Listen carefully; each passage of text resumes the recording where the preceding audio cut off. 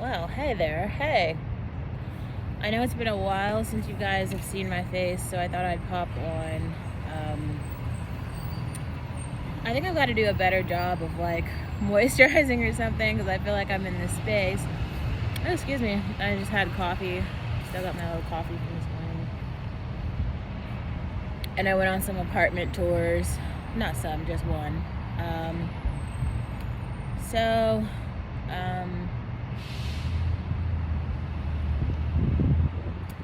things are moving forward. I do think it's a little scary though. I guess something that I have realized is like the power of a story. Even if that story isn't true, like if someone else can tell a story, right? This story is like their personal opinion about something that they understand. It could be true, it could not be true. All up for interpretation, but their rendition of that story could potentially impact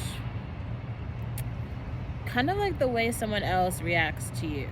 Like, it's almost like this idea of reputation and cancel culture where it's like one person cancels you and there's some expectation that like everyone else in every other part of society is also supposed to cancel you because of their personal idea of what they believed. It's almost like I think that the Kanye West I don't know, debate right now is like the most pressing or the most visible example of this. It's kind of like some people in some communities are throwing around the term anti-Semite, anti-Semite, anti-Semite. And I even feel like the definition in Webster's was like changed to basically say like the definition of anti-Semitism is harboring any prejudice toward a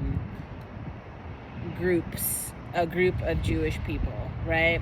And now here's the thing that I don't understand. Like, if we're talking, like, I only want to speak from my own perspective, right? But having grown up in America, if you see one black person doing something or like two black people doing something, all of a sudden it's like a phenomenon and almost a gang, right? And so now there's this big idea, okay, all of the black people now feel this way. All of the black people think this. The blacks, like, there's not, in the same way that like all groups, if you have a group of like 5 Jewish people who all misbehave and take advantage of artists in the entertainment industry, I think it is a fair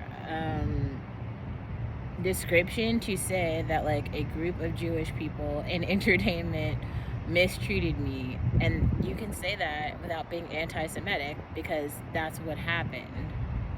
That's not like you're not fabricating anything, and you're also not saying, oh, well, every member who's a part of this Jewish community is going to behave badly, but you are saying the ones that I have interacted with have behaved badly.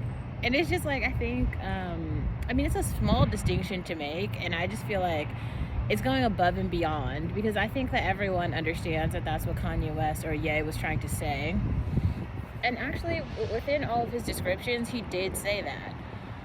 So how are we confused about that being what he said and that being what he meant? Excuse me. Like, he meant that. Maybe he said something else, but that's what he meant. Okay, and I don't know. I think that's very strange. Yeah, I think that's very weird. That's weird. It's weird. Yeah,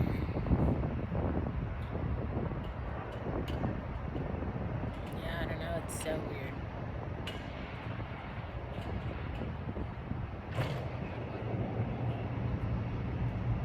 I don't think it should be this complicated. That's my point here. It shouldn't be this complicated.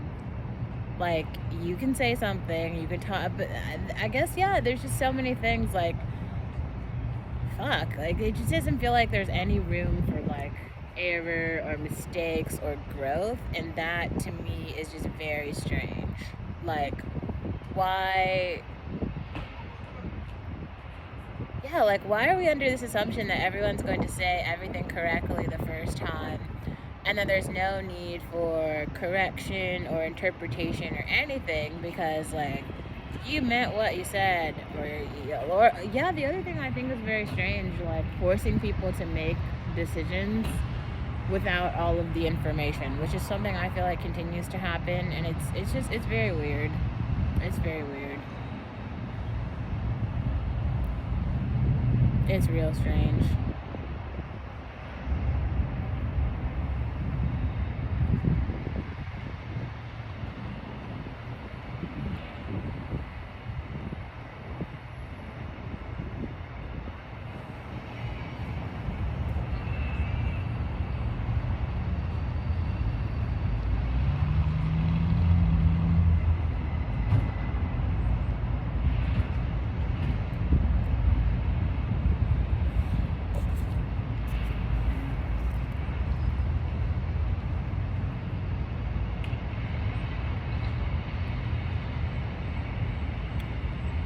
I wonder, do you guys have opinions about that? It's a fucking strange phenomenon. Like, it's really weird.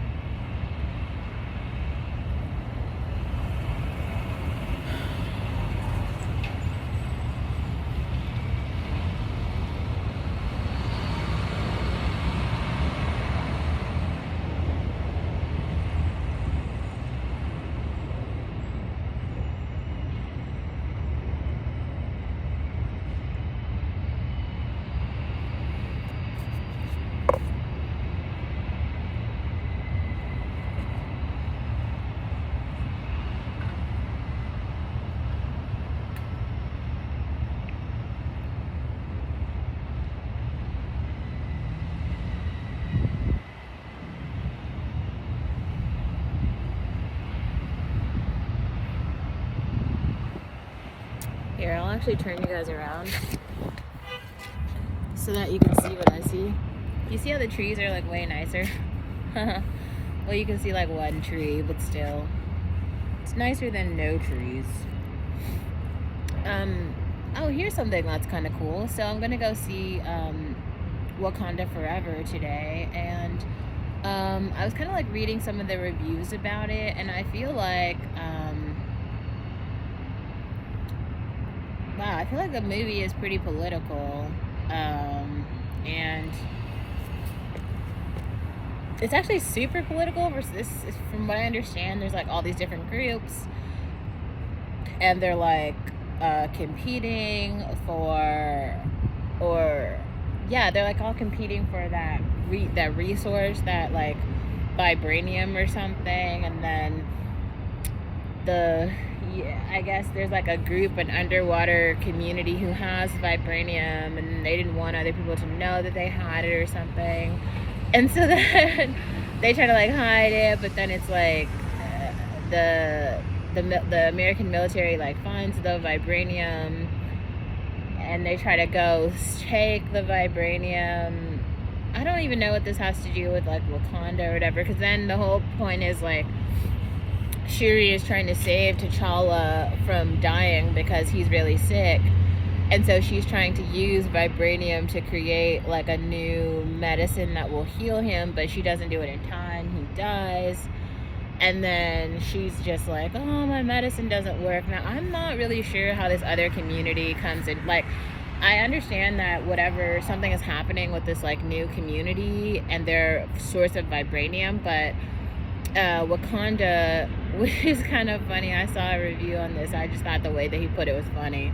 He's like, so Wakanda is like this small country in Africa, and they've got all the vibranium in the world, and they like refuse to share any vibranium with anyone else, and they're wondering why they don't come under attack. And I thought that was very funny. Like, that's hilarious. So, but also, if that's the case, I don't even see how this new community has any claim over the vibranium or whatever, you know, like, why, if Wakanda has it all, then maybe they thought, like, Wakanda thought they had all of the vibranium, but then in reality, this other underground community also had a ton of vibranium, so, and then it was weird, it was weird too, I'm sorry, this video that I saw was like super shady because they're like, yeah, Wakanda protects itself with rhinos and spears. I don't really feel like they actually are going to be able to protect the vibranium from like United States missiles and guns and bombs and nuclear weapons. If they want the vibranium, they're gonna take it, and that's true. Like, American superpowers tend to get resources that they want. So, yeah.